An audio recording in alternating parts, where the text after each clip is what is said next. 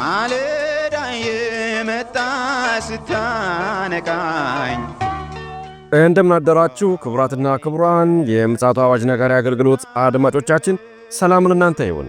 የማለዳ ቁርሳችንን አሁን ጀምረናል። አዘጋጅ እና አቅራቢ ፓስተር አለማየሁ ነሞ። መልካም ጊዜ ይሆንላችሁ። ከሕይወት ምንጭ ውሃ ስታረካኝ ሰላም ጤና ይስጥልን። እንደምን አደራችሁ። ይህ በምፅዓቱ አዋጅ ነጋሪ አገልግሎት እየተዘጋጀ የሚቀርብላችሁ የማለዳ ቁርስ ፕሮግራማችን ነው። ወደ ዛሬው የማለዳ ቁርስ ፕሮግራማችን ከማለፋችን በፊት እግዚአብሔር አምላካችንን እናመስግንና ወደ ዛሬው የማለዳ ቁርስ እናልፋለን።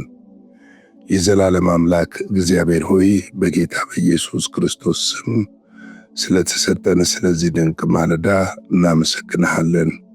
ይህን ማለዳ በቸርነት ስለሰጠን፣ ስለባረክልን፣ ስለሰጠን ጤንነት፣ ስለሰጠን ሰላም፣ ስለሰጠን ደስታ ክብር ምስጋና ለታላቁ ስም ይሁን። ነው ደግሞ ይህን ማለዳ እንድትባርክልን በክርስቶስ ኢየሱስ ስም እንጠይቅሃለን። ሁሉ ለስም ክብር ይሁን በጌታ በኢየሱስ ክርስቶስ ሕያውና ጻድቅ ስም አሜን። እንግዲህ የጀመርነውን የሮሜ ምዕራፍ 1 መጽሐፍ ዛሬ ወደ ማጠቃለያው የምንሄድበት ነው።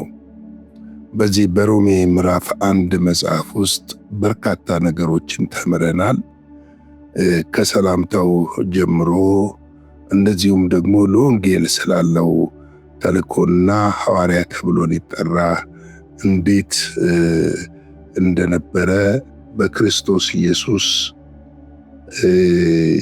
የተጠራ መሆኑን ስለ ጥሪ ተመልክተናል። ወንጌል ምንጩ ክርስቶስ ኢየሱስ እንደሆነ ለመመልከት ሞክረናልና በተለይም የዚህ ክፍል ዋና ኮር የሆነውን ቁጥር 16ን በወንጌል አላፍርም አስቀድሞ ለአይሁዳዊ ደግሞም ለግሪክ ሰው ለሚያምን ሁሉ የእግዚአብሔር ኃይል ለማዳን ነው የሚለውን ተመልክተናል።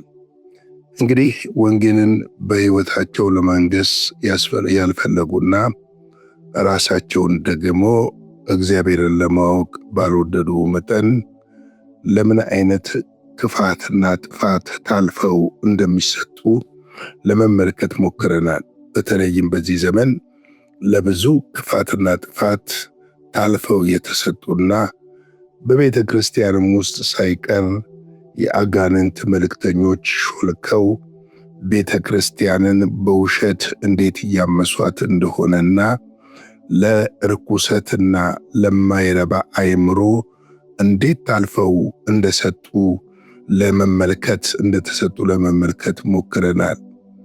እንግዲህ አመፃን በማድረግ ግፍን በማድረግ ሐሜተኞች፣ ትዕቢተኞች፣ ትምክህተኞችና ክፋት የነገሰባቸው እንደሆኑ ለማየት ሞክረናል።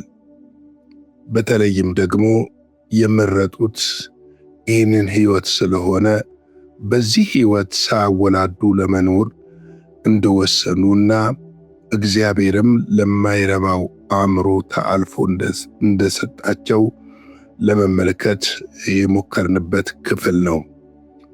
እንግዲህ ከዚህ ክፍል ከሮሜ ምዕራፍ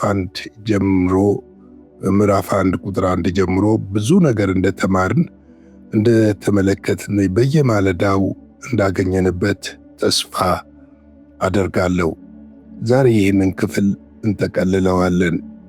እስቲ ቅዱሳን ወገኖቼና ወንድሞቼ እህቶቼ የምታዳምጡት ይህንን ክፍል ሰዎች ሁሉ ወደ ኋላ ተመልሰው ያዳምጡ ዘንድ፣ ታነጹበት ዘንድ፣ ይባረኩበት ዘንድ ላይክና ሼር እንድታደርጉላቸው እናንተም ሰብስክራይብ እንድታደርጉ በጌታ ፍቅር እጠይቃችኋለሁ። የዛሬው የማጠቃለያው መልእክታችን ቁጥር 32 ነው። እንግዲህ ከላይ በአመፃቸው ምክንያት የተዘረዘሩትን ቁጥር 32 ምን እንደሚገባቸው ይነግረናል። እንደዚህ ለሚያደርጉት ይላል ሞት ይገባቸዋል የሚለውን የእግዚአብሔርን ሕግ አያውቁም። እነዚህን ከሚያደርጉ ጋር ይስማማሉ። እንጂ አድራጊዎች ብቻ አይደሉም ይለናል። እንግዲህ እነዚህን የሚያደርጉ መጨረሻቸው ጥፋት እንደሆነና ለሞት ታልፈው የተሰጡ እንደሆነ የእግዚአብሔርም ሕግ ሞትን እንደወሰነባቸውና አሁንም በአመፃቸው ምክንያት የተፈረደባቸው እንደሆኑ ለማወቅ እንችላለን። ይህም ማለት የሞትን ፍርድ በሕይወታቸው ተሸክመው እየሄዱ እንደሆነ ለመረዳት እንሞክራለን። በክርስቶስ ኢየሱስ አምነን የዳንን እኛ ቅዱሳን የእግዚአብሔርን እውነትና ጽድቅ በማወቅ እርሱን በመፈለግና ከእርሱ ጋር ሕይወታችን የተጣበቅን ሰዎች ግን በሕይወታችን ተሸክመን የምንሄደው ሞት ሳይሆን ሕይወት ነው። የማያልቅ የዘላለም ሕይወት፣ ጣፋጭ ሕይወትና የተባረከ ሕይወት፣ የልጁን ሕይወት፣ ያንን የፍቅር ሕይወት፣ ያንን የምህረትና የቸርነት ሕይወት በሕይወታችን ተሸክመን ይሄድን እንደሆነ ልንረዳ ያስፈልገናል። በተለይም በዚህ በመጨረሻው ዘመን አመፃ በገነነበት ዘመን በሕይወት መኖርና ለሕይወት መኖር እንዴት ምርጥ እንደሆነ እንዲህ ብዬ ላስረዳችሁ አልችልም። ከኢየሱስ ጋር መሆን ይጣፍጣል። በመራራ ነገር ውስጥ እንኳን ስታልፉ ይጣፍጣል። በፈተና ነገር ውስጥ እንኳን ስታልፉ ይጣፍጣል። በችግር ነገር ውስጥ ስታልፉ ይጣፍጣል። ምክንያቱም እሱ የዘላለም ሕይወት ስለሆነ ነው። በዚህ የዘላለም ሕይወት ውስጥ ሕይወት ተሸክመን መሄዳችን በዚህ ምድር ላይ ማንም ላይ ይረዳና ላይ ይገነዘበን ይችላል። ከፍርድ ማምለጥ ብቻ አይደለም። እነዚህ በቁም የተፈረደባቸው ሲሆኑ እኛ ከፍርድ ማምለጥ ብቻ ሳይሆን የሚጠብቀን የተባረከ ተስፋ እንዳለና ይህም የዘላለም ተስፋችን እንደቀረበ እንድናውቅ ይረዳናል። በከንቱ አልደከምንም። ምክንያቱም እግዚአብሔር የሰጠን የተባረከ ተስፋ ስላለ፣ በዚህ ተስፋ ደግሞ ወደ ዘላለም መንግሥት፣ ወደ እግዚአብሔር ምሕረትና ቸርነት፣ ፍቅርና ደስታ ወደ ሞላበት መግባትን አግኝተናል። በዚህ ደስ ሊለንና ልባችን ሊጽናና ይገባል። ለዚህ ነው ጳውሎስ በወንጌል አላፍርም ብሎ የነገረን በዚህ ክፍል ውስጥ። ምክንያቱም ወንጌል የሚያምኑትን ሁሉ የሚያድን ነው። ከላይ በዚህ ሳምንት ከተመለከትናቸው ጥፋቶች፣ ከተመለከትናቸው ክፋቶች፣ ከተመለከትናቸው የጨለማ አሰራሮች፣ ከተመለከትናቸው የአጋንንት አስተምህሮቶች ሁሉ የሚያስመልጥና እግዚአብሔርን እያወቅነው በሄድን ቁጥር በዓለም ላይና በምድር ላይ የሚሰራውን የክፉውን ሥራ እየገለጥ ነው። በተለይም ደግሞ ሐሳቡንና ዕቅዱን እያፈረስንበት እንደምንሄድ ያስተምረናል። ስለዚህም ነው እንደነዚህ ያሉት እንደዚህ ለሚያደርጉት ሞት ይገባቸዋል የሚለን። ምክንያቱም የእግዚአብሔርን ሕግ አያውቁም። የእግዚአብሔር ሕግ ይህንን ስለደነገገ ነው። እኛ ግን ከሕግ አምልጠን በጸጋው ጥላ ስር እንድንሆን እግዚአብሔር አምላካችን ረድቶናል። በጸጋው ጥላ ስር፣ በምሕረቱ ጥላ ስር፣ በቸርነቱ ጥላ ስር እንድንሆን እግዚአብሔር አምላክ አግዞናል። ስለዚህ ነው እነዚህ ሰዎች ከሚያደርጉ ጋር ራሳቸው ማድረግ ብቻ ሳይሆን እያወቁ እነዚህን ከሚያደርጉ ይስማማሉ እንጂ አድራጊዎች ብቻ አይደሉም ይለናል። ተስማሚዎች ናቸው። ለዚህ ነው ሮሜ 6:23 ላይ ምን ይላል? የኃጢአት ደመወዙ ሞት ነው፣ የእግዚአብሔር የጸጋ ስጦታ ግን በክርስቶስ ኢየሱስ በጌታችን የዘላለም ሕይወት ነው ይለናል። የኃጢአት ደመወዙ ምንድን ነው? ሞት ነው። ተመልከቱ። የእግዚአብሔር የጸጋ ስጦታ ምንድን ነው? በክርስቶስ ኢየሱስ የሰጠን የጸጋ ስጦታ፣ በክርስቶስ ኢየሱስ የተደረገልን የጸጋ ስጦታ የዘላለም ሕይወት ነው። የዘላለም ሕይወት ስንል የዘላለም ደስታ ማለት ነው። የዘላለም ሕይወት ስንል የዘላለም እረፍት ማለት ነው።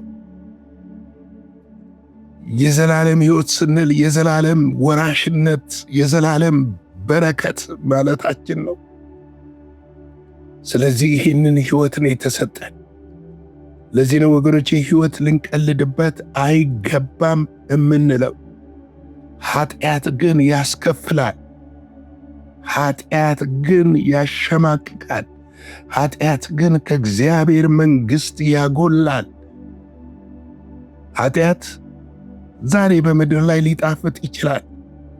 ብዙዎች ይጣፍጣቸዋል ኃጢአት። ነገር ግን ከዚህ ከእግዚአብሔር ስጦታ ከሆነው ከእግዚአብሔር ጸጋ ከዘላለም ሕይወት ያጎላል።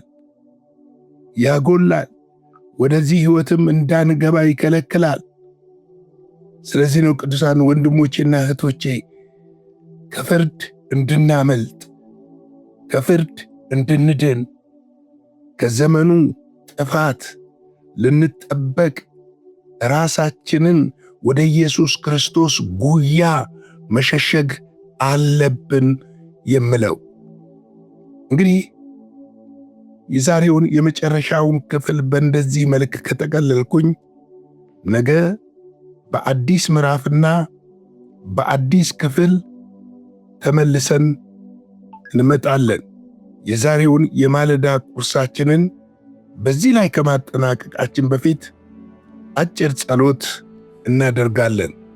የዘላለም አምላክ በዘላለም ዙፋን ላይ ያለ የተፈራና የተከበርክ እግዚአብሔር አባታችን ሆይ ይህን ማለዳ ደግሞ ውብ አርገ ስለሰጠን እናመሰግንሃለን።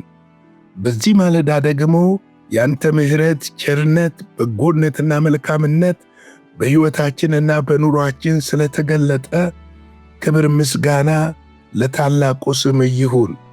በነገር ሁሉ እንድታግዘን እንድደግፈን ቸርነት በሕይወታችን እንዲገለጥ በኢየሱስ ስም እንጠይቃለን። ታመሙ ይፈወሱ፣ ያዘኑ ይጽናኑ። እግዚአብሔር ሆይ የወደቁ ይነሱ፣ የሳቱ ይመለሱ። ያንተ እጅ እንድደርስላቸው በኢየሱስ ክርስቶስ ስም እንጠይቃለን። ለእኛ ስላደረግከው ምሕረትና ቸርነት ክብር ከዘላለም እስከ ዘላለም ለታላቁ ስም ይሁን። ስለ ሁሉ ነገር ተባረክ። ይህን ቀን ላንተ አሳልፈን ሰጠን። በደምህ ሸፍነን ከክፉ ሁሉ ጠብቀን በኢየሱስ ክርስቶስ ጌታ ስም አሜን። በነበረን የመልእክት ክፍለ ጊዜ እንደተባረካችሁ ተስፋ እናደርጋለን። በነገው ማለዳ በሌላ ዝግጅት እንገናኛለን። መልካም ቀን።